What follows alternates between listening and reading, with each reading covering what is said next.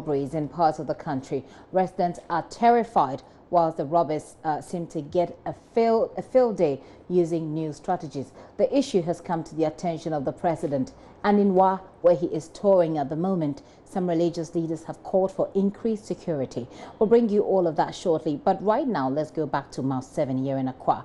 Maxwell Agbagba was there yesterday and returned there today to discover the scale of robberies that he discovered yesterday is actually less than what he saw and reported on yesterday. Here's what he found. It was a hot afternoon 2 weeks ago when two armed robbers accosted the owner of a Forex bureau directly opposite where I am standing. Well, they shot him twice, one in the chest, the other in the arm. A struggle started inside the Forex bureau, but the owner of the shop did not let go of the armed robbers. One of them escaped, but the other one, he ended up with him here in this drainage system. I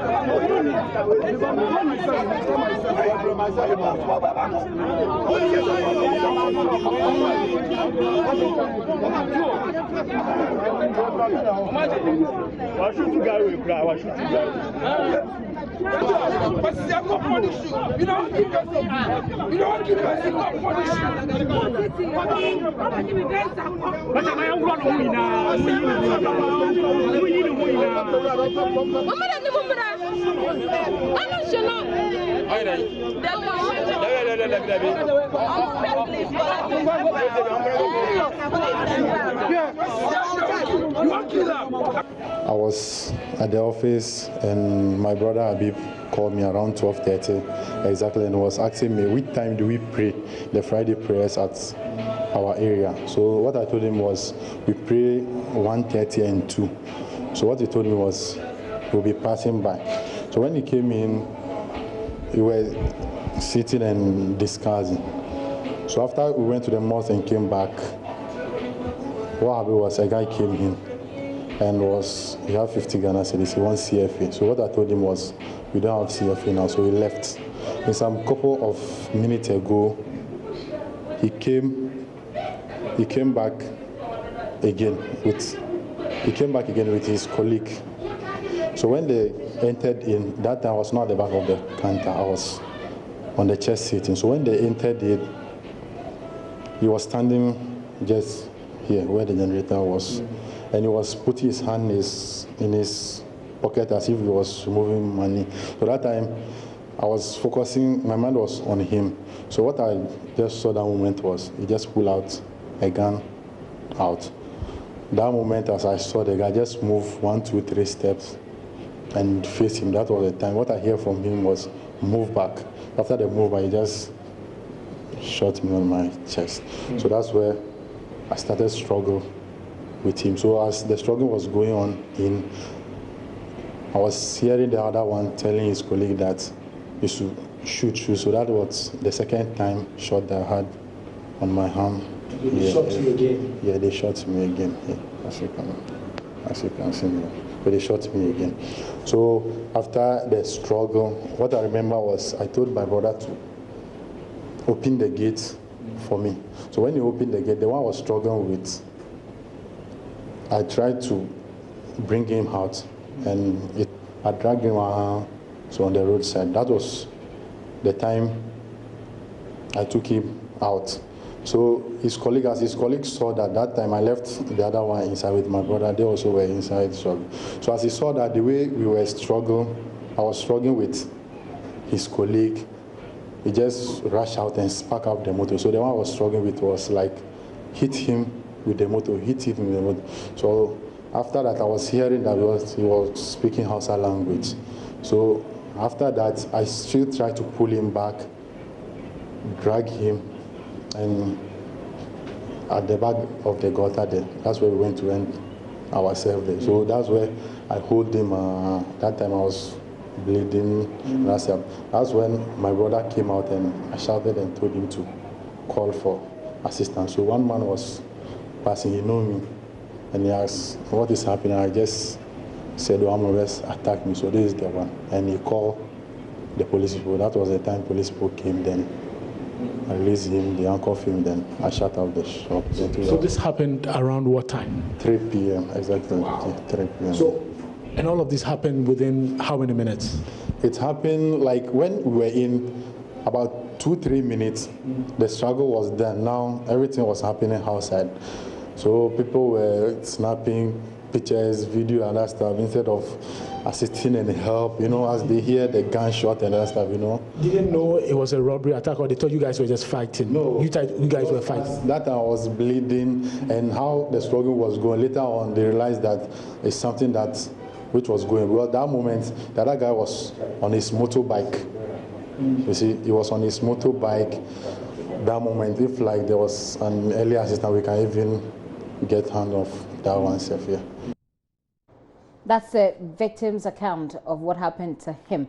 But that is one of the stories that Maxwell missed. Well, yesterday, he did speak to some of the victims of other robberies in Mile 7 and Tantra Hill. Let's bring you back some of those memories. Last week Thursday, I was about for Unilever people. So they came here around 10 to 11 in the after morning, 10 to 11 a.m. They said park here. When I finished writing what I'll buy, they just went to the car to go and bring the things. Then the car and some people who are holding motor came and put gun on them, where they collect all the money that they have from them. Just around this time. Okay. So when you saw them, what did you do? I was inside, like I'm coming out. When I saw them, the guy looked at me and was like, when the way the guy is holding the gun, I'm afraid that maybe she will shoot me. So I just get back in. I just went inside and locked the glass door. Wow. How many were they? There were 2. Okay. It was a pistol. There's normal pistol. And the guy who was holding the gun, there was blood in his shirt. I think they went and attacked some people before they came here. I'm in fear. Because of what happened the other day, I'm in fear now. We were here around about 3:30 to 4. I was sitting under this place.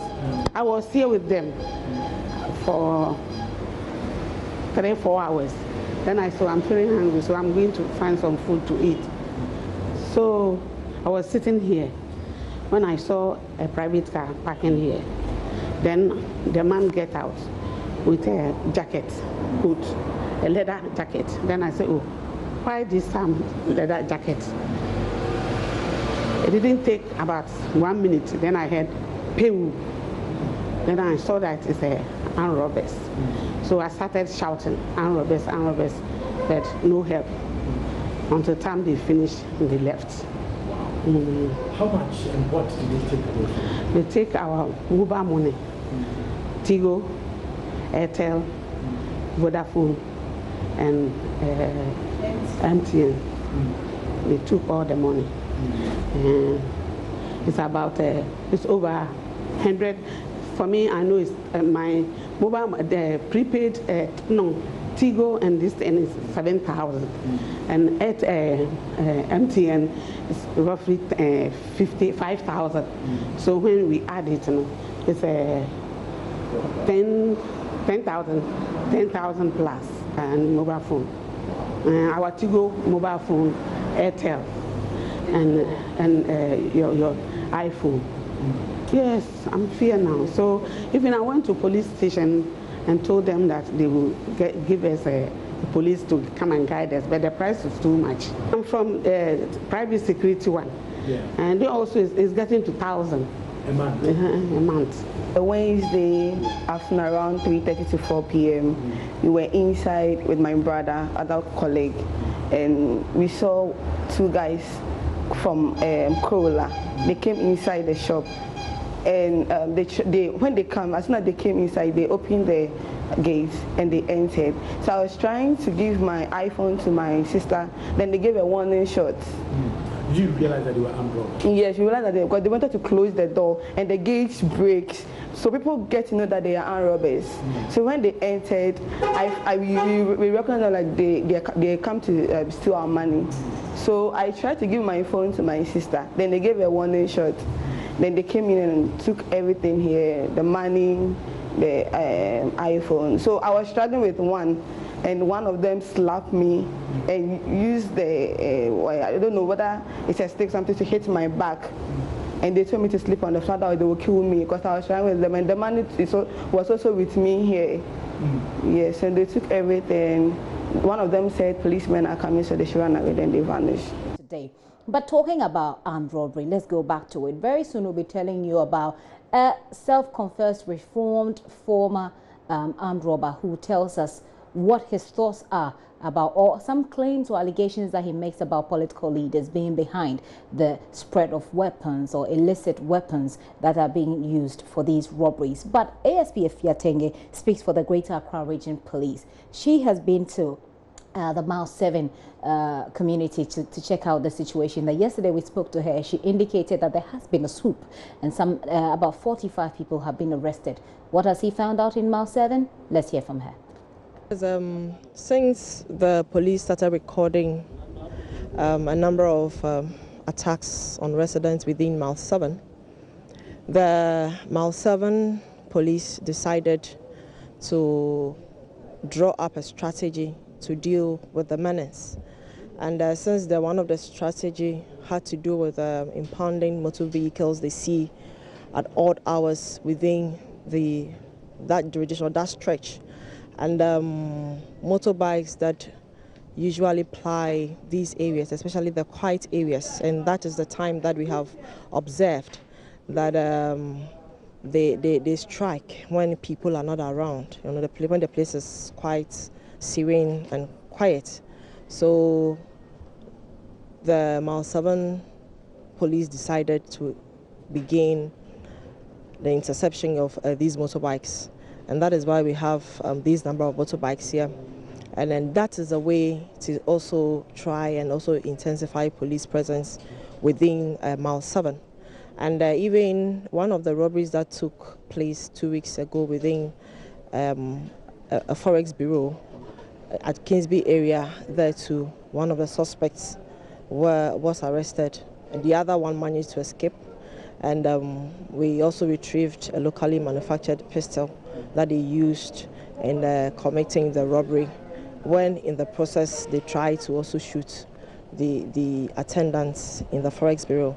So there's a number of strategies, and there are a number of measures that we are trying to implement them to be able to curb the menace of robberies that has taken place within this short period. Okay. When the motorbikes are impounded, if you say the motorbike is yours, you need documentation covering the motorbikes. So apart from the documentation, you realize that sometimes too, these motorbikes are stolen. And it's not even them. They go and steal them, use them for the operation, then they abandon them. And even sometimes when the police have given them hot chases, we have seen that they abandon the motorbikes and they escape. So there are a number of ways we go through to find out who the motorbike belonged to, where they got it from, and why they are using it for what they are doing. So we conduct some sort of screening or checks on the motorbikes, and they tell us that, oh, maybe it is not mine, I had to steal it from this place. And this boy we got, this Solomon Klucher we speak about now, was somebody, they came all the way from Ashama Newtown and came to commit the robbery here, then they will go back again. So because the struggle becomes very difficult, because it has to do with two regions that would have to manage them. They move from one region to another, commit the crime, then they go back. Are you able to tell us what is, contributing to the seeming surge in, these robberies here at Achimota Mile 7? It's not something I can just place my hand on.